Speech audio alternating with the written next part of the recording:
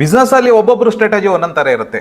ಒಂದು ಲಾಸ್ ಆದ ಕಂಪನಿನ ಪ್ರಾಫಿಟಿಗೆ ಒಬ್ಬ ಹೇಗೆ ತಕೊಂಡು ಹೋದ, ಒಂದು ಹೀಗೆ ಸ್ಟಡಿ ಮಾಡಿದಾಗ ಒಬ್ಬ MS ಸುಬ್ರಾವ್ ಅಂತ ಒಂದು ವ್ಯಕ್ತಿ ಇದ್ದ. ಅವ ಏನಂತ ಹೇಳ್ತಾನೆ ಅಂದ್ರೆ -3 ಕೋಟಿ ಇರುವ ಒಂದು ಕಂಪನಿನ ತಗೊಳ್ತಾನೆ. ಅದನ್ನ ತಕೊಂಡ್ಬಿಟ್ಟು ಇಮಿಡಿಯೇಟ್ ಆಗಿ 20 MBA ಸ್ಟೂಡೆಂಟ್ ಹೈರ್ ಮಾಡ್ತಾನೆ. ಆ 20 MBA ಸ್ಟೂಡೆಂಟ್ಗಳು ಬಂದು ಕೂತ್ಕೊಳ್ತಾರೆ, ಮತ್ತೆ ಈ ಕಡೆ ಮ್ಯಾನೇಜ್ಮೆಂಟ್ ಅನ್ನು ಕೂರಿಸ್ತಾನೆ ಅವ. ಆವಾಗ MBA ಸ್ಟೂಡೆಂಟ್ ಹತ್ರ ಹೇಳ್ತಾನೆ, ಈ ಕಂಪನಿ ಆಲ್ರೆಡಿ -3 ಕೋಟಿ ಉಂಟು, ಇದು -30 ಕೋಟಿ ಆಗ್ಬೇಕಂತೇಳಿ ಹೇಳ್ತಾನೆ. ಆವಾಗ MBA ಸ್ಟೂಡೆಂಟ್ ಎಲ್ಲ ಹೇಳ್ತಾರೆ, ಇದು ನನ್ನಿಂದ ಸಾಧ್ಯ ಇಲ್ಲ, ಇಲ್ಲ ನೀವು PPT ಪ್ರೆಸೆಂಟೇಶನ್ ಮಾಡಬೇಕು, -30 ಕೋಟಿ ಹೇಗೆ ಹೋಗ್ಬೇಕಂತ ಹೇಳಿ.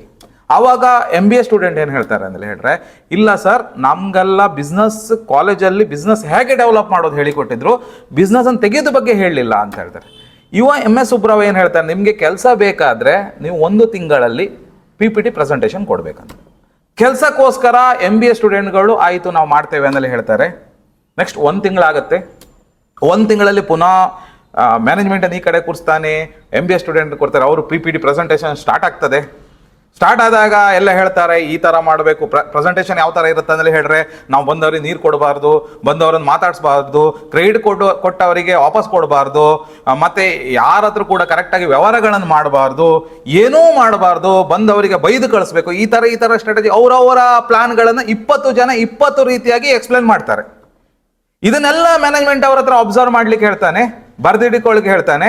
ಅದಾದ ನಂತರ MS ಸುಬ್ರಾವ್ ಏನು ಹೇಳ್ತಾರೆ ಅಂದ್ರೆ, ಮ್ಯಾನೇಜ್ಮೆಂಟ್ ಅವ್ರ ಹತ್ರ ಏನು ಹೇಳ್ತಾನೆ ಅಂದ್ರೆ ಹೇಳ್ರೆ, ರಿವರ್ಸ್ ಇಂಜಿನಿಯರಿಂಗ್ ಮಾಡಿ ಅಂತ ಹೇಳ್ತಾನೆ.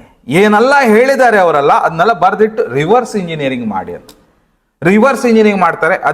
ಅದೇ ರೀತಿ ಬಂದವರನ್ನು ಮಾತಾಡಿಸೋದು, ಎಲ್ಲದು ಅವ್ರು ಏನೇನು ಬರ್ದಿದ್ದಾರೆ ಅದ್ರ ಉಲ್ಟಾ ಎಲ್ಲ ಮಾಡ್ತಾರೆ ಕಂಪನಿಲಿ.